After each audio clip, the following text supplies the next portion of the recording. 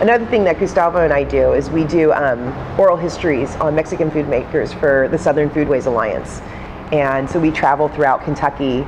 I do their photography, but he does their stories. And there's just so many interesting, interesting stories and people that, you wouldn't think in Kentucky, but it's really, really cool mashups of food and culture.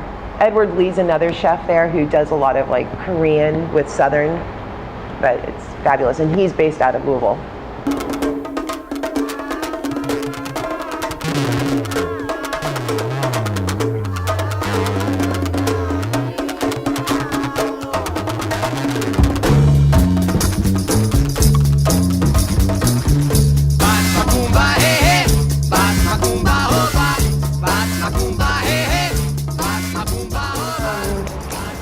I've been doing 127 for 10 years. Next year is going to be my 10th year, but 127 is the world's largest or longest yard sale. It starts in Alabama and it ends in Michigan. It's about 700 miles long.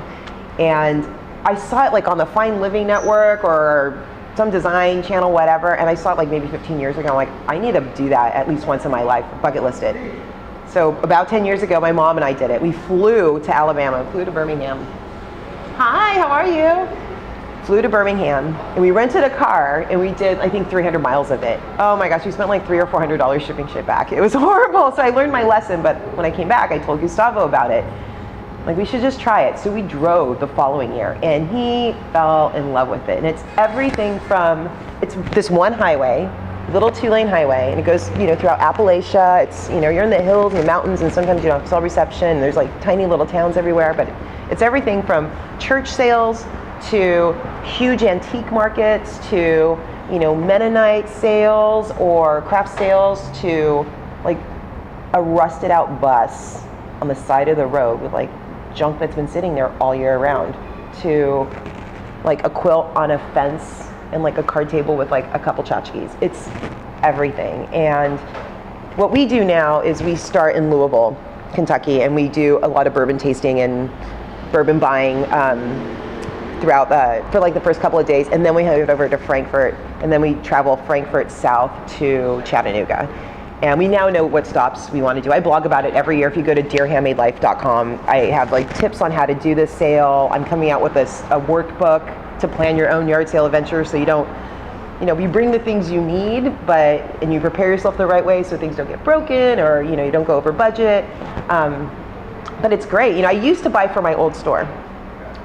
And then more and more people started finding out about the yard sale, and now I buy for other people. So there's a couple business owners in Orange County and Los Angeles that give me a shopping list.